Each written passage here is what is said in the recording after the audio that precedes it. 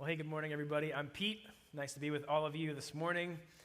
This series, Blind Spots, that we're doing is interesting because all of us, if you're drivers, have been familiar before with blind spots. In fact, when you drive, you might know about the areas in your car, in your purview, that are actually spots that are blind for you. In fact, you really can't see a whole lot from where this seat is right here. Now, you can see a little bit more if you're sitting here and a little bit more and sitting in the back. But sitting in that driver's seat, there are a lot of areas that are actually blind for you. And unless you get better at turning your head, you're just not going to be able to see them. Now, what's interesting is buses actually have a much larger blind spot than that. If you look at a bus that's got this kind of length, it's actually a lot harder to see around you, your surrounding environments. I had the opportunity here at CEFC of driving the bus for the teenagers for like 10 years, so I got very familiar with the kind of blind spots that there are in a bus. There's just no possible way for you to turn around enough to be able to adjust to see. And so the way that you get better at seeing in your blind spots is actually mirrors. So we use the mirrors, these little circular mirrors like this, to actually see in the areas that you can't see. So there's a circular mirror that hangs below a longer mirror. You can kind of see it in this image right here. There's a longer mirror, and that shows you the whole length of the bus on either side. And that circular mirror can show you like what's right next to you as a driver. And then there's another mirror up front that kind of shows you what's happening in the front of your bus. So what's interesting is that even though it's a much bigger vehicle, you're actually able to see more of the areas of your blind spots if you're willing to do the hard work of looking in those mirrors. What's also interesting is I used to drive a coach bus as well, and those buses, like, you can't look out the windows at all. There's no back windows. You are completely reliant on your mirrors to know exactly what's living there in your blind spots. But mirrors give you the possibility to be able to see. Now, what's interesting is, like, as people, we have blind spots too. We've got areas in our life that we can't see certain things. Physically, we have blind spots. For instance, we've never actually seen the back of ourselves naturally, right? I can't see anything past here, right? Because I can't pull my eyeballs out of my head and look at myself. So I can't actually naturally see the back of my body. In fact, I'm dependent on others to tell me what's going on back there, or I'm dependent on mirrors to show me what the areas of my life that are actually blind spots. And when I look in the mirror, I can actually see myself that I can't see. I've never naturally seen myself. I've been dependent on a window like this to see the areas that I can't naturally see. I need a mirror to shine into my life to tell me about the areas that I can't physically see. But emotionally, we also have blind spots too. We've got blind spots in our life. Things that we don't know about ourselves, areas that we can't see. Intellectually, the things that we might project that people that aren't me know that I don't know about myself. Because self-awareness, like the ability to understand yourself in an environment, is something that you learn over time. And you learn about self-awareness from other people telling you what it feels like when you do certain things to people. And we might actually go our whole lives without seeing what we project on other people. For instance, I can't see my pride. I can't see what my pride looks like, but you certainly have interacted with my pride if you've interacted with me before. And I can't see how my attitude affects others, but you can.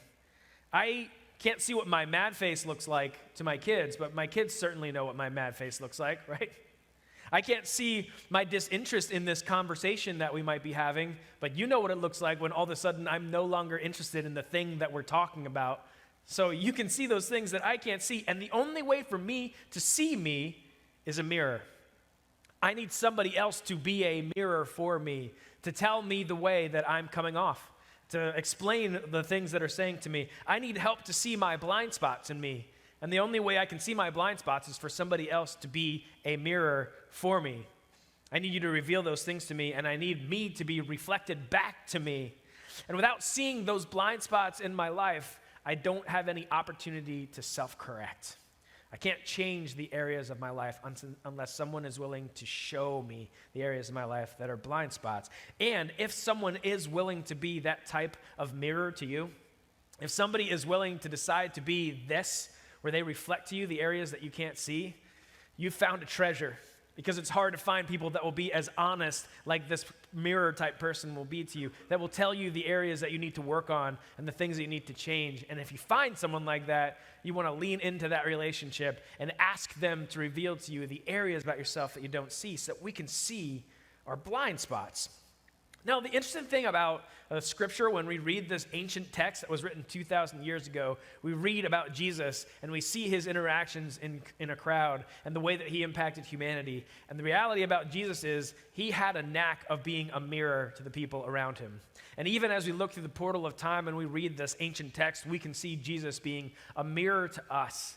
And I think there are some things that as we continue to read today, there's some places where if you're willing to let Jesus be a mirror into your soul, he might reveal some things to you that you might go, I didn't even realize that I was doing this, that I can change because as I look at Jesus, he might point some areas out for me. So we're going to pick up the story in Luke chapter 12, verses 22. This is what Jesus said. Jesus said to his disciples, "Therefore I tell you, do not worry about your life, what you will eat, or about your body, or what you will wear. For life is more than food, and the body is more than clothes." So Jesus says here that life is more than what we eat and what we possess. Life is more than what we eat and what we possess. But my question for you this morning is, how much time do you spend every day thinking about food? How much time do you spend thinking about food? And in the morning you wake up, and one of the first things you do is you eat your breakfast. And after you're done eating your breakfast, you're good for like an hour until you start thinking about what you're going to have for lunch, right? And as you start thinking about what you're going to have for lunch, you're wondering to yourself, should I eat what I packed or should I sneak out and buy something because I want to eat what's at Sheetz more than I want to eat what I packed in my backpack over here? Or maybe you're thinking to yourself when you go to a restaurant, you're thinking, hey, you know what? I'm going to skip the appetizer because later I'm going to have ice cream when I get home. And maybe later you start thinking, you open up your closet and you think, what for snacks do I have in here? Because I want to be thinking about what I'm going to be eating later tonight when I sit down and watch TV. Maybe I'll just have one more bowl of ice cream. But think about how many times a day, how much time is consumed in what you're going to eat. And maybe then you might also, in the same way, think about how much time do you spend thinking about what you're going to wear? I mean, in the morning, we walk into our room-sized closets and we look all around the racks of clothes that are hanging there. Tell me if I'm right or if I'm wrong. We look at all those racks of clothes and we ask ourselves the same question every day. What am I going to wear? I don't have anything to wear. And we look at those racks of clothes and we think to ourselves, if I wear those pants, I need new shoes. And I could wear this shirt, but then I need a light jacket to wear over top of it. And how can I have all these blouses but still need more tops? And I can't wear that because it'll clash. And then after work, we get home and we think to ourselves, where are those stretchy pants? Because I want to be comfortable for the first time today. And finally, towards the end of the night, we try to find our comfy PJs so that we can sit down and relax for the rest of the day. And I wonder, how much time do we spend during the day thinking about what we eat and what we possess, what we eat and what we wear? Is it like 10% or 30% or 70% of your day that we think about just those two things? But what's interesting about all of that is that those things are things that we think about that don't really matter all that much. And the other things we actually think about, the real worry, I mean, those things they're side factors to the hyper-tuned anxiety that we have about so many other places that we worry. Because if we really dig into it, the things that we worry about are the economy.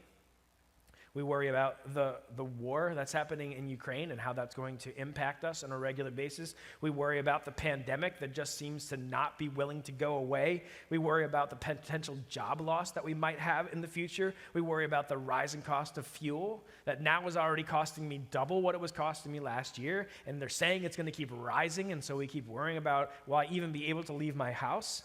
And we worry about the recession and different things like that could be potentially on the horizon. And then, not just that, but we actually, even more directly, we worry about our relationships.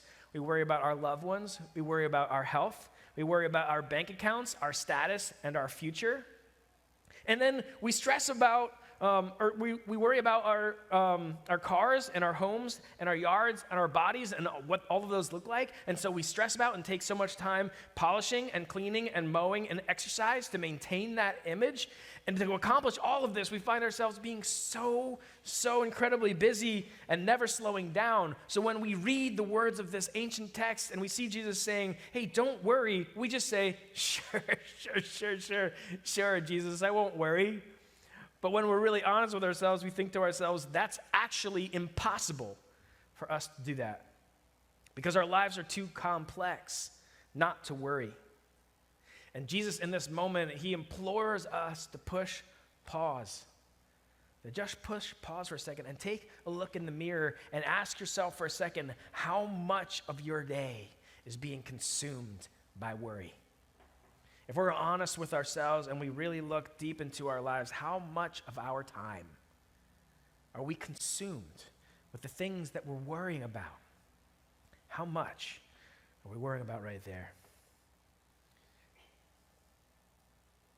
And then he continues to dig in to show us a little bit more about the heart, about how to resolve worry. He starts like this. He says, consider the ravens. They do not sow or reap. They have no storeroom or barn, yet God feeds them. And how much more valuable are you than birds? Jesus asks us to consider the ravens, to take a look at the ravens just to kind of see how he feels about them. He says, birds don't work. They're lazy. In fact, they don't have any storerooms and they don't have any barns, but yet God considers them valuable enough to take care of their very little needs. And when I look at this and I read this text, I think to myself, there's something beautiful about what God is saying here. There's something that he's trying to communicate as Jesus says these words. Look at these little birds who are nothing, and I still take care of their every need, but you are so much more valuable. He's looking at his disciples and he's looking at us through the portal of time and saying, look, I love you. You are so valuable to me. You are so valuable to me. Your value to me is immense. And this should matter to us. As we look at this, it should matter because we spend so much time trying to prove our value to others. I mean, when we think about our cars and our homes and our bodies and our yards and all that we're trying to work, we just really want to hear the words of value, don't we? We want someone to say, you drive that? That's so cool. We want someone to walk into our homes and say, wow, this is your house. We want someone to see our yard and say, this is so beautiful. We just want to hear the words that remind us that we're valuable. We want someone to say to us, have you lost weight? I mean, we want someone to look at the things that we're doing and bring value into our life. And so Jesus starts by addressing what the core of worry is. At the very center of worry is this question of, am I valuable or not? And Jesus looks at us and he says, consider the ravens. Look, you are so valuable to me. And then he asks a question to shine the light a little bit more on just how badly worry is gripping all of us. He asks this question: who of you by worrying can add a single hour to your life? Since you cannot do this very little thing, why do you worry about the rest? Why do you worry? You can't add a single hour to your life. This is an interesting question for me. And when anybody ever asks me, why do I worry? My instant response, my gut response is because if I don't, then what will happen? Fill in the blank. And I'm spinning a lot of plates here. What happens if I just let them fall? But when I think about it, the more that I've worried in my life and the different times that I've spent time worrying, I've really never changed anything. And worry doesn't add any value to our life. But that doesn't stop us, because if we're honest, our greatest anxiety centers around our time. There's never enough time for us. We always need more. We wish there was another hour to our day. And we worry because time is an issue for all of us. And so Jesus poses this genius question by asking us this question: who of you, by worrying, can add a single hour to our life? You can't add an hour. Have you ever added a single second to your life by worrying? Which is crazy. None of us have ever done that. No matter how much pacing we've done, or hand-wringing, or staying up late at night and dreaming about all the things that we have to accomplish, we have never added a single hour to our life. But we have done something with our time. We have robbed ourselves of our time by exchanging worry instead of having trust. We've robbed ourselves. We've robbed ourselves of our time, which is so interesting. And so he says, since you cannot do this very little thing, why do you worry about the rest? Why do you worry about the rest? Nothing we worry about is ever going to add any value to our life. We can't change anything with worry, so why do we allow ourselves to worry? So Jesus begins to address the core again, and he goes right back to the same thing and talks about our value. He says, consider how the wildflowers grow. They do not labor or spin, yet I tell you, not even Solomon in all his splendor was dressed like one of these. It's interesting that he says that. When we think of and he says, if that is how God clothes the grass of the field, which is here today and tomorrow is thrown into the fire, how much more will he clothe you, you of little faith? You know, when we think about Solomon, if you have any context of Scripture in the Old Testament, Solomon was just someone who had enough wealth to build the temple where the Israelites would come to worship, and he made it out of so much gold, it was adorned with all kinds of gold. He was one of the most wealthy human beings that ever lived on the planet. But we didn't live at the same time as him. So when I think about someone that has an incredible wealth right now, I think of this guy. His name is Jeff Bezos. He's the owner of Amazon, and his net worth is $131 billion. And when I look at the way that he's dressed, ironically, it's a lot like me. So I guess I don't think our bank accounts look quite the same. But interestingly enough, Jeff Bezos, with all of his net worth, still cannot outdress the wildflower that God dresses every single day. And God talks about the wildflower like it's here today and then it's gone in a second. But yet he takes the time to make sure that they're outshining any human being that could ever try to dress in their splendor. He outshines them every day with the way he dresses them in beauty. And he says, if I care about them, which today they're here and then they're gone tomorrow, how much more valuable are you? And honestly, when compared to those things, the value is incomparable. His value for you is so much higher. And so when he holds up the mirror, he asks, is there worry in your reflection? And if so, why is the worry there? Worry, we kind of can see our worry when we see our need for control. When we see that I'm trying to control things like my image, and I'm trying to control my status and my wealth and my health. All of those things, we can see how worry kind of creeps its way in there. Because as I try to control things and I realize I can't control them as much as I want to, I spend so much time trying to spin those plates and take care of all of those different areas of my life. And maybe those are not the things that are rattling through your brain as far as what you worry about, but there are things that we can control that we spend a lot of time trying to foster care over those things we can control. But then there are other things that we just can't control, no matter how much we want to. And so that brings a whole other layer of worry and anxiety. As you think about your life, there's just no way for you to extend your life. There's no way for you to control what happens tomorrow. I could have an aneurysm before I step off the stage or find a diagnosis tomorrow that completely changes my life, and it's completely outside my control. I might find myself developing anxiety over that. Or sometimes when we're in counseling sessions and we're talking to people, oftentimes the counseling session is about other people. And we're always trying to say, well, you can't control other people's choices, you can only control your own. But so we still have anxiety about the other choices of other people. And we wrestle about trying to control those things and trying to make them bend in our direction, even though it's impossible. We can't control what's happening in the globe. As much as we might make a post on Facebook that we think makes a giant impact, it really doesn't. We can't control what's happening on the globe, and we can't control the economy as much as we want to. We can control how we react to it, but we cannot control what's going on in the world's economy. Worry is just a result of our needing to try to control. And so much anxiety comes out of that desire to try to control. And that hyper-tuned anxiety is just in all those different areas of our life. We're trying to spin all these plates and control these things that we just cannot control. But did you ever give control away in your life? You ever think about a time when you decided to give control over to somebody? Maybe for you, that was when you handed the keys of your car to your kid for the first time when he was driving. And you're like, well, this is my precious car, and I'm going to hand my keys to my precious kid, and I hope that it doesn't get ruined, right? So we gave control of our car, whoopsie daisy, over to somebody else. Or maybe sometime when you signed on the dotted line, you realized you signed control of your life away to a bank somewhere. Or to a babysitter when you handed your precious baby to somebody for the first time and you said, I'm going to trust you to make sure that they stay alive. Or a time you sat in the passenger seat when you're used to driving and you're just like, I'm giving you the control of my life. I mean, any times you've given responsibility away. You've been at this place where you've decided, I'm going to release control. And the thing is, anytime we release control, it's an act of trust. Anytime we decide to say, I'm taking my hands off the controls of this, it's an act of trust. And trust brings resolution to worry. Trust brings resolution to worry. When we decide to say, I'm going to trust someone else or something else, I'm taking my hands off the controls.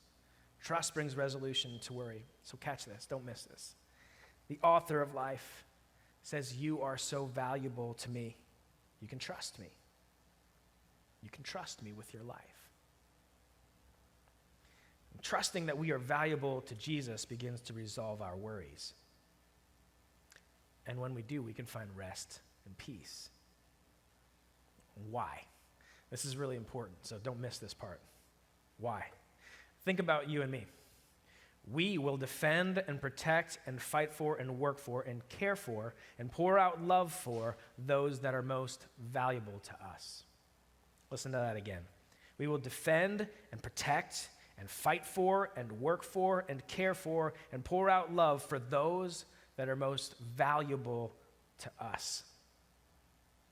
And so when we come in contact with this idea that we are that valuable to God, why wouldn't we expect that he would do all of those things for you and me?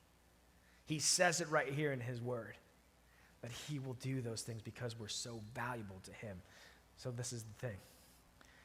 We can rest when we believe that God values me.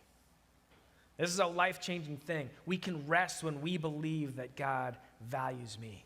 So much about our worry is resolved when we decide to believe that God says, you're valuable to me. And we're trusting him that our value is as high as he says that it is. Because if his value is for us what he says that it is, then we truly can say, you know what, I can rest. I can take my hands off the controls. I can trust that he's got this thing called my life. And I don't have to hyper-tune all my anxiety. I can go to sleep at night knowing that God, he says that I'm important. He says I don't need to worry. He says that I'm valuable. I can rest when I believe that God values me. So the question that I have for you guys today is, what's gripping you? What's the worry that if you look in the mirror, this is the thing that's gripping you the most right now? And maybe you need a person that can step into your life that can be a mirror for you to kind of reveal what some of those worries are so that you can begin to go, I need to release control of that and trust God in it right now. It's interesting because as a pastor at this church, I have the opportunity of studying God's word and digging into it and just reflecting each and every day on what that means to me. And then I get to bring it up here and share that with you. But what's interesting is that doesn't make me perfect. As a pastor, I'm just a human being that's flawed just like everybody else. In fact, maybe more flawed than most of the people sitting here in the room. So when I think about this whole concept of anxiety and worry, it's something that plagues me as well. In fact, my wife she's my best friend, and she's probably the best mirror that I've ever had ever in my life.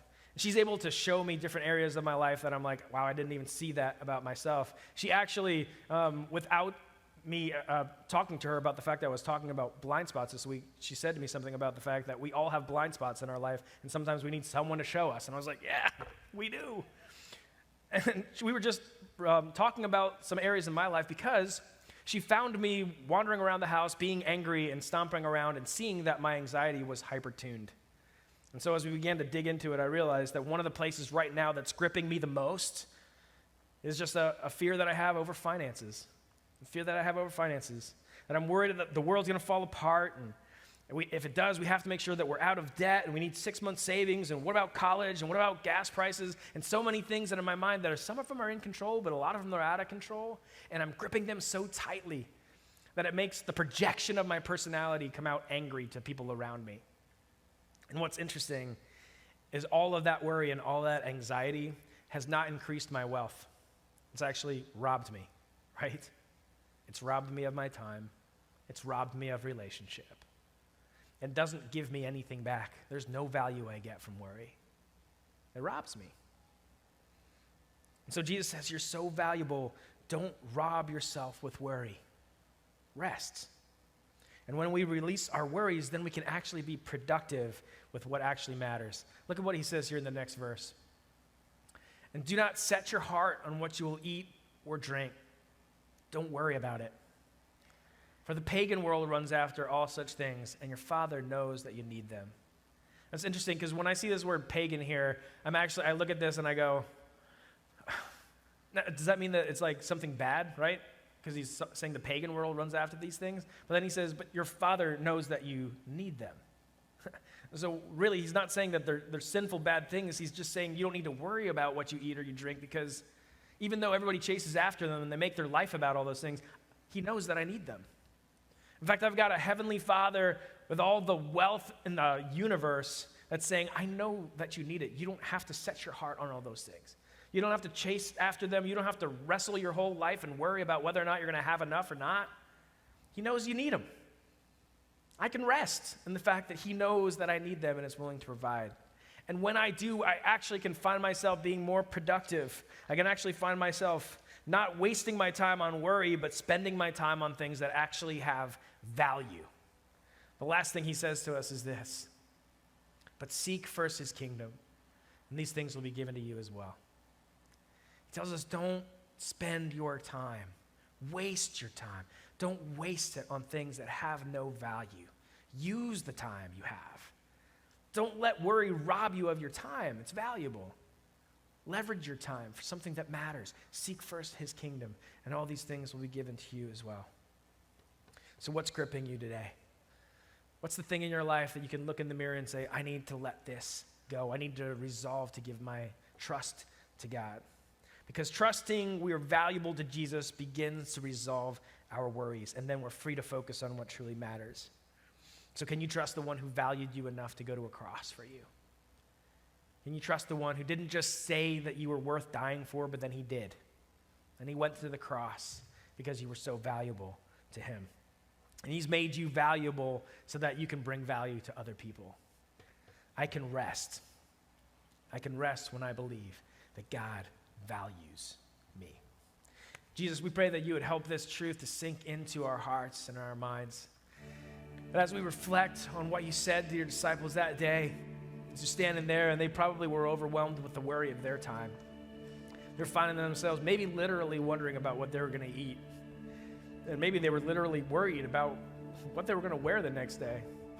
We live in a world where we have so much excess that in America here, if we worry about those things, we're just being ridiculous. But yet we find ourselves worrying about that and more. And Jesus, you speak to us through time and you let us know that that's not something that we should waste our time worrying on. And I pray that this morning you would just give us the insight into what it is that's gripping us. Help us to see the areas of our lives that have got us captive. And instead of leveraging our time that we have on this planet for good, we're wasting it or being robbed with worry. And I pray that we wouldn't allow that to continue to happen, and that we would believe beyond a shadow of a doubt that you valued us enough to go to the cross. And with that value that you placed on my life and the way that you said that I'm so worth much, there's nothing that I can do to take away my value from you. God, I pray that you would give me the confidence to trust you, that if you've declared me valuable, then I am. I don't have to prove it. I don't have to spend my life trying to become more and more valuable. I can believe that I am. And in that belief, I can know that you've got me. You're going to defend me and fight for me and push for me and be there in my corner. God, I just pray that you would give us that confidence. Thank you for the love that you shared for us. And again, that you poured out on the cross. Help us to find peace as we rest in your strength. In your name we pray, Jesus. Amen.